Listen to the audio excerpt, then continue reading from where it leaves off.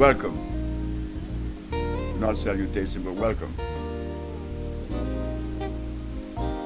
Today, we're going to make an attempt to peel off layers of historical occurrences. We, as African people, or black people, have been told many things by many people about our history. But we ourselves have not done the proper historical documentation that need to be in the area of nutrition. We have done history about the different empires, about the kings and the queens that we never needed, don't need now. But I have yet to hear about a work that was dedicated to healing, just nutrition. Why is it so important? Well, as we go into this thing that we call healing, history again becomes the vehicle that we're going to use to travel towards that goal that we're looking for. We are looking for a goal because we're sick. Something that we didn't have in our environment. So, healing, in entertaining the subject, one has to remember that it has to be tied to the cosmic procession. Healing has to be consistent with life itself. If it isn't, then it's not healing. The components has to be from life. So we go into this historical thing, this journey back into the past to find what was it that was really happening in Africa, what was occurring. Well, we could begin with that black woman, Mama. The black woman that many countries has identified her as being a savage. When they first saw her without any clothes, everybody was amazed. This woman is naked. Not that she's natural, she is naked. But she didn't know that. My mama didn't know that she was naked. That is the way she was since creation, the natural way to be. But the foreigners saw her as a savage. And many of us, her children, we also collaborate. And we think that it is correct, the way that we see her. And we, her children, also say she was a savage. The PhD professor with his suit and his tie, when he's told that his beginning began with a black woman without no clothes, it's embarrassing. It's what, like Mr. Heyman Blewett said to us, shame takes over. I am ashamed of my history because it began with a naked woman in the forests of Africa. But that naked woman was more than just an image that you saw in your eyes that was running around crazy. She was saying that we could live without any clothes My mama could live without any clothes in the forests of Africa, and she could walk around and nobody was jumping on her. Well, was she a savage? Or was she showing that she lived in a highly ethical and moral society? You know the conversation that I had in Brazil where the Russian said, hey, before you say something about your people, just remember that your mama didn't have any clothes on just 500 years ago.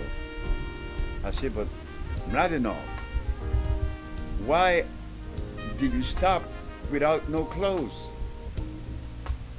What do you mean? I said, but you're saying that my mama didn't have any clothes on 500 years ago, but she didn't have any supermarkets, and she didn't have any doctors. She didn't have any hospitals. She did not have any disease. Mama didn't have any clothes on. That's all. Well, mama didn't have alcohol. Mama didn't have any drugs.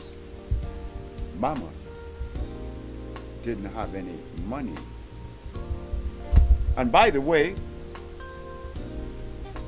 we are going to go into it a little bit more. You see what happened?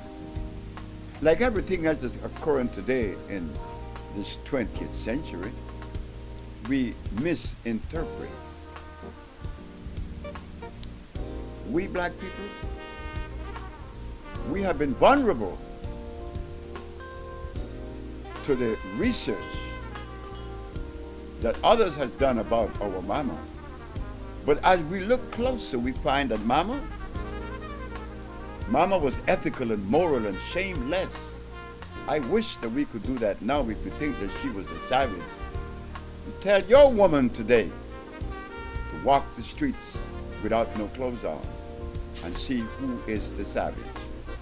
So as we leave that part of mama where she shows that she was highly ethical and that she lived in a very beautiful environment with her brothers and her sisters, now we go into her diet. That's very important because you see, her diet was consistent with her cellular predisposition. Her diet was like the eagle. The eagle doesn't eat the diet of the quetzal bird because the quetzal eats only fruits and seeds, also the lovebird from Africa. But when you go to the eagle, which is a bird, he eats meat. The eagle eats meat. Then we leave that bird, we go to the gorilla and the polar bear, like I like to use. The polar bear has to kill his food. He eats blood. Not so for the gorilla. He has nothing to do with blood. His is leave. He doesn't have to kill his food. His food is all around him. So this question I'm reading to is this. The gorilla has his food designed by nature. The eagle has its food designed by nature or God. Do you believe that we are exempt? No, we are not. We are not exempt. We have to follow that same law, that rule, that cosmic arrangement, the one that dictates, not the one that is philosophy, the one that dictates from the core of life since creation. We are subjected to that same law. There's a little frog in Puerto Rico. They call it the coqui. That little frog, if any of you have visited Puerto Rico, you will hear that little frog all night singing, coqui, coqui, coqui. If you move that frog from the island of Puerto Rico and put it 7 kilometers away, Vieques, the frog dies. The frog will die. The frog would no longer sing. We're seeing that this frog is showing us that the frog has to live within that cosmic arrangement to survive, to live at its optimum level of life and expression. Well, are we exempt? Our mother didn't have any rice and beans, hog maws and chitlins. Our mother didn't eat garbage, and she didn't produce garbage. She didn't have ham because she didn't eat meat. Well, this is interesting now, isn't it? Our mother didn't eat meat? No. There were no cows in Africa. They didn't have any hogs or chicken, lamb or goat. Those things aren't African. But there are many Africans today that believe that yams are African. Cassava is African. When an African believes that these things are African or natural, well, it only means that we have to go and do further research. That's all. We have to go and do further research. Something has been derailed. Or we have been derailed. So when you believe that starches, such as yams, was part of your diet, well, that's it. Slavery is back again, or never left. So our mother, living in an alkali environment, didn't eat the things that would bring disease. This is why she showed that she didn't need a hospital. But there's something else about this black woman in the jungles of Africa. She didn't have any serial killers. She didn't have any children that were disobedient. There was no chaos. There was peace. Myself, unlike most of my brothers and sisters who has been to Egypt, and they did research on Ramses and Nefertiti, Cleopatra, I was never interested in Egyptian history. No, never. Maybe just to know that it occurred. Not that I was interested to extrapolate from Egypt any substance that would support and enhance my life. No, Egypt doesn't have any of those components. But I could travel a little bit west from Egypt, and I could go into the jungles of Africa. Yeah, the jungle where my mama lived. In that environment, I could find a plant known as kankansa, which if you are 90 or 100 years of age and you find yourself at a deficit sexually, you only have to take kankansa once and you are renewed again. That you get out the jungles. Then we stay in the jungles. There's another one called Sia. It's a plant that Michael Jackson's son had the opportunity to receive the benefit from. He had a tumor in his frontal lobe, and he sneezed that out in 20 minutes. That herb is another jungle herb. Then we go a little bit now to the south of Guinea, and we find Namibia. Namibia has another plant known as the hoodia. This is a plant that upon ingesting it, you will not eat for days because it is nourishing every cell in your body. Then We go to the Iboga, Cameroon. The great Iboga, the plant that relaxes the body and places the body in a state of bliss. There could be no emotional problem. But those of you that have traveled to Egypt came back with souvenirs. You came back with souvenirs. I didn't come with any souvenirs from the jungle. Came back with a healing. Because somewhere in my little journey on this planet, I heard some things from my parents. I was very obedient. I'm still obedient. My mother and my grandmother, Mama Hay, never had any complaint from the neighbors of the community that Fred did something to offend them. No, I didn't indulge in that. So somewhere in the conversation that my grandmother, Mama Hay, and my mother, Violet, would share with me, I heard something like this: be obedient. To be obedient is a very necessary thing, especially now. When God placed us in the forest of Africa, He placed with us a mandate and a food. That's all we needed.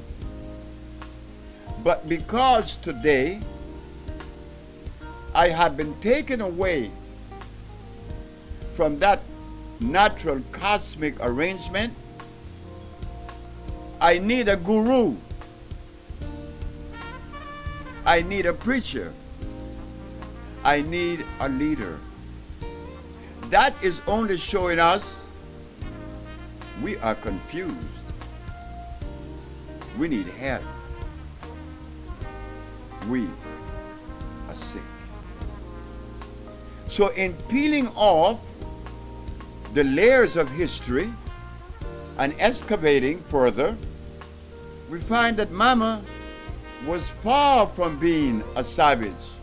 She was the one that was in direct compliance with the arrangement of life, and it is because of her that I'm able to be the servant that I am to you. Yes, I enjoy my position. I should enjoy it. I enjoy every position I've occupied. I was a steam engineer. I used to sweep the floors of a commissary. I used to mop the floor. I used to carry the food to the white people in Honduras, in Mazapán. I like doing that too. I became a merchant seaman. I like that. I like everything. I love everything. So as a servant to you, I'm only letting you know that the accomplishment that I have been accredited with belongs to that naked woman in the forest of Africa. Yes, I am not asking the black race to take their clothes off. No, which we should do, because it would be the optimum level of expression in living life, because the cells of the body would breathe. Today, we covered up all the cells. This is why when someone takes their clothes off, under that clothes look a little bit more worn out than the face and the arms. Why? They have been deprived of oxygen for maybe 50, 60 years. But Mama didn't have that. Mama didn't tax Daddy. Hey, you boy, you have to buy me this dress that I saw. You have to buy me these capricious shoes. Mama didn't need shoes. She walked as God made her. She was in direct compliance with God. But today, I, her son, was taken away from her 500 years ago. We no longer live by the dictates of that woman. I eat chicken, I eat hog maws, I eat rice and beans. At the end of that, I find myself at a deficit. I was sick at 30, impotent from 27 to 30, diabetic from 27 until 30, asthmatic from birth. A baby is being born sick. Yes, I'm one of those babies. Born sick. That is against life procession. A sick baby. A baby should be born healthy. But to clear that, to bring it to light, that we could understand, when babies were born healthy, the quality of the sperm that made the babies 500 years ago in the jungles of Africa, that sperm was not impregnated with hog maws, rice and beans and potatoes. That sperm was of a different quality. It was an alkali sperm. That's correct. Why? Because mama and daddy only ate that which was alkali. That's all nature makes. Nature doesn't produce an acid substance. Nature only produces an alkali substance. We're going back to mama again. We have to travel to and fro because every time we visit her, we see where, being in the deficit that we are, we're going deeper. We should stop it. This is where Urua comes in. The sperm that makes the babies, that made the babies 500 years ago, didn't need to be born in a hospital. Mama had her babies under a tree. Mama didn't need a doctor. That's a violation when you need a doctor. You have been violated. Up until 500 years ago, Mama wasn't violated.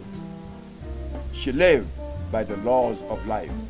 So her baby could be born under a tree and the baby would be born healthy because the quality of the sperm was what God would like for all of us to be, or to produce, or to inject in a woman, or to offer. The quality of the sperm was alkali. Today, not so. Not so. Because we have been severed from mama and eating all of the things that we are consuming today, the quality of our sperm is very much acid. Babies are being born autistic. Babies are being born asthmatic like me. Babies are being born diabetic. Babies are being born with cancer. Ladies and gentlemen, brothers and sisters, something is wrong, isn't it? And what is wrong? That we were taken away from the natural rhythm, from that organic environment. Our babies are being born sick. And I am one of those babies. But when I begin to research mama and my diet began to change with the help of a Mexican, Alfredo Cortez. Now, I'm 80 years of age and I have a little girl named Taiwa. She's 2. That is showing me that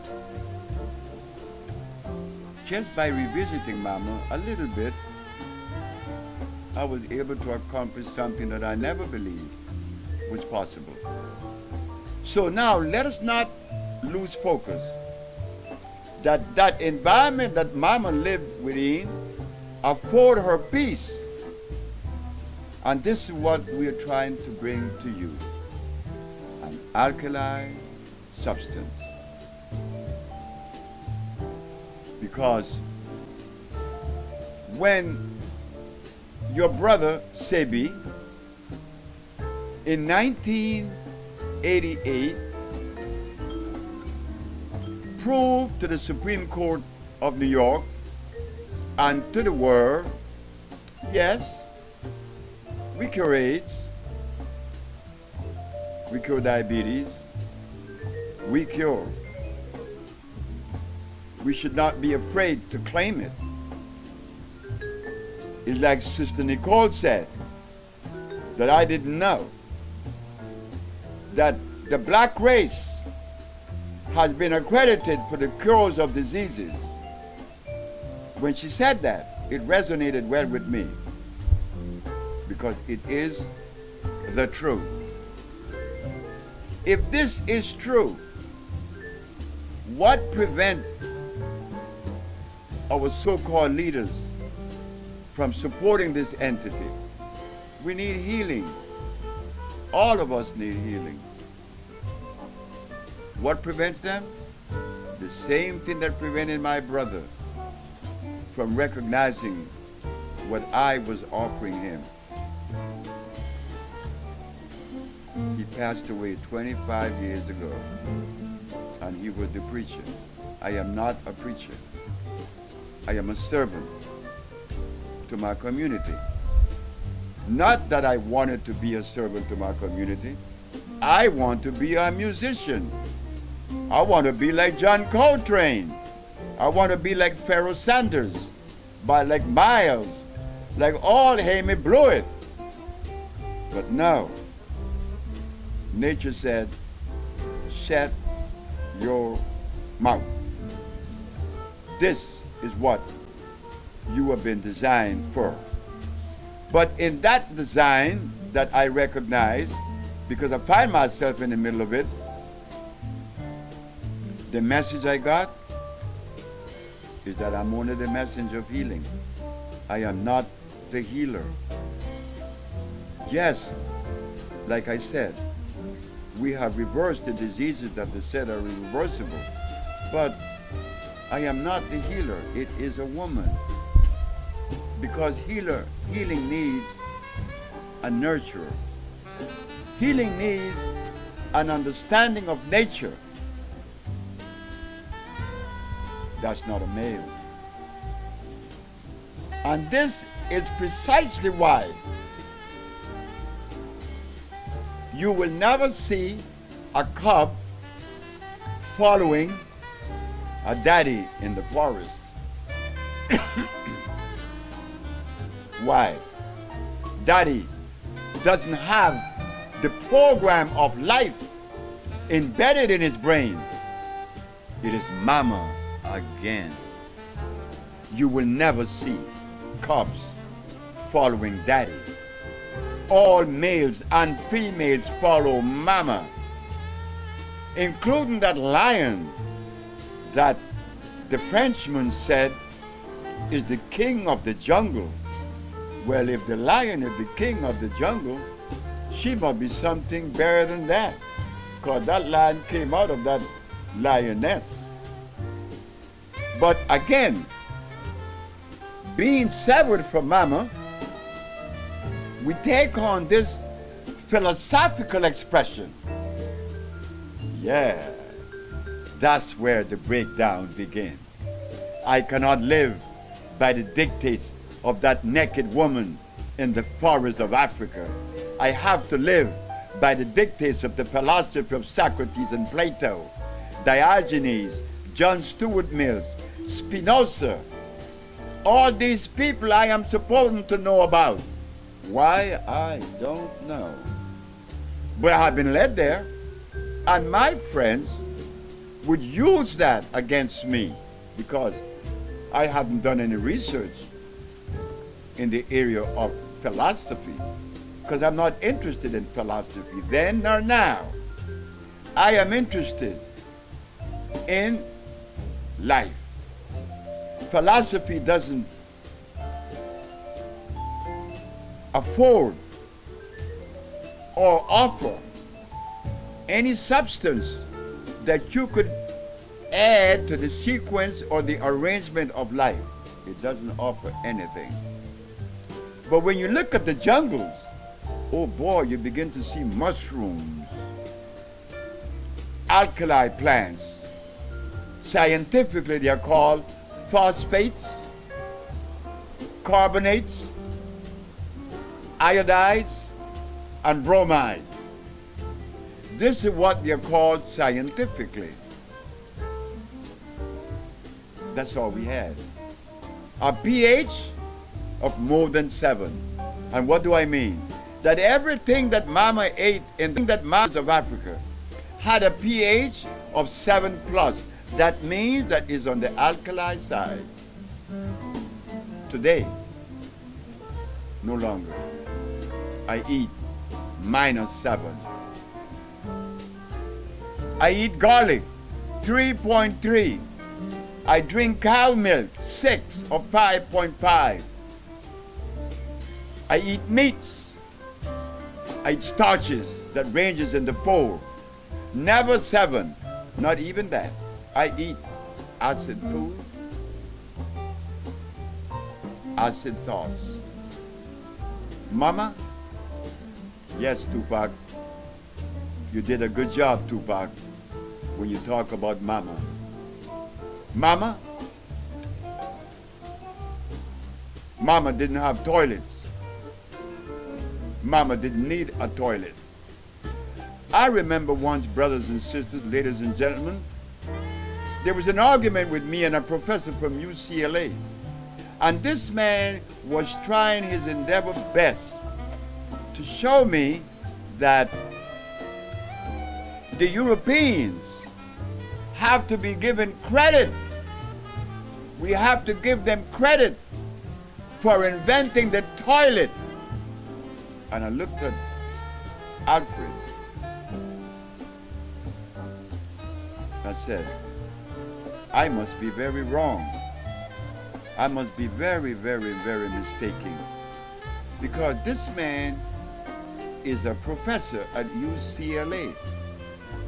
And he's telling me that the invention of the toilet was the greatest invention ever, because I could flush my acid fecal matter to the ocean. Listen carefully now. He is trying to win an argument against me, which I never try to win or lose. I cannot win or lose. I don't go into a debate or a dialogue to win. It is about understanding. I don't debate with anyone. I don't have to do that. But he, Alfred, said that because the Europeans invented the toilet, that he deserved much credit. So my response to Alfred was this: Alfred, my history shows that Mama didn't need a toilet, because everything that she ate was alkali. Because it was alkali, it didn't leave any residuals of poison or acid in her fecal matter when it was broken down in her intestine by the villi. Mama could take her feces and put them in the ground again, and it should have smelled good. With my little understanding and the little accomplishment that I have made over the 40 years of this particular giving, when I go to the toilet, I don't smell anything. But I remember when I couldn't stand it, I had to spray the toilet. Sure, I had to. Because I'm just like you. I am the product of disease. I asked my mother, Mama, what was it that you and Daddy was eating that helped to create the condition for me to be born with asthma? She said, well, we used to eat conchs, lobsters, crabs, shrimps. Those are all scavengers. The scavengers, the acid, very acid. My mama and my daddy was eating crabs, shrimps, and conchs, and lobsters, and they eat pork meat. So here they are. They were eating the scavenger. What category we should place mama and daddy? If they were eating the scavenger, they are worse than the scavenger, and I am the result of that diet. And then you tell me that I'm cool? Come on now. Let's be cool. You know I'm sick. You know I have to be sick. I'm lucky that I have a child born to me at 78. I'm 80 now, the child is 2. That was only because when I went to America and I met this Mexican, he took my diet that I once had, and then I met these people that we call hippies. And they were on the right path in reference to diet. So I was able to do something to make a change. So now I could smile when I used to cry. I was placed, and you could do this research yourself, I was placed in an insane asylum in New Jersey in 1961. The brother was schizophrenic and paranoid. To leave that state of paranoia and schizophrenia to now having patients come to us that are cured from schizophrenia and paranoia. You see what a diet does? Mama again. The diet of mama. Oh yeah, Tupac. I wish that you had lived a little bit longer, because I know you would have added something to the chapter. Because I like what you did with mama. Because mama is the basis of all life. It is mama. So today, we are bringing you this first chapter of this mother expression and offering. This thing that we need today, because today I cannot love you.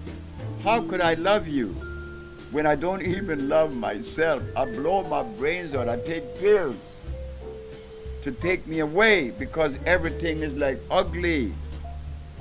We didn't have those things occurring in the jungles. It was very peaceful. It was harmony. It was harmony. They weren't violent. They couldn't be violent because they ate alkali food. That's all they ate. And in my research, I find that the people that was brought to us that were insane, well, we just change their diet and we take their clothes off. And immediately they calm down. And they slept that night. Why? Because the brain was not invaded with the uric acid, the carbonic acid.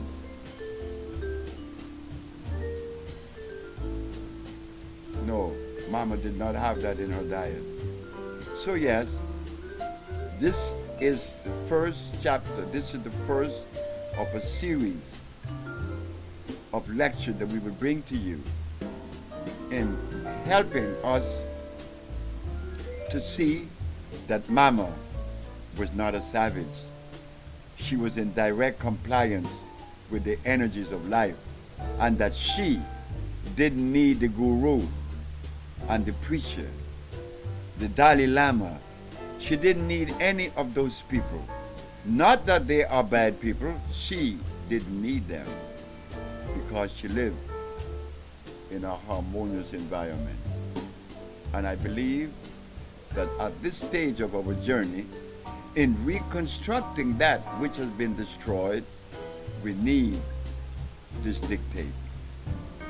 The dictate from the jungle. Thank you very much. Your brother, Sebi.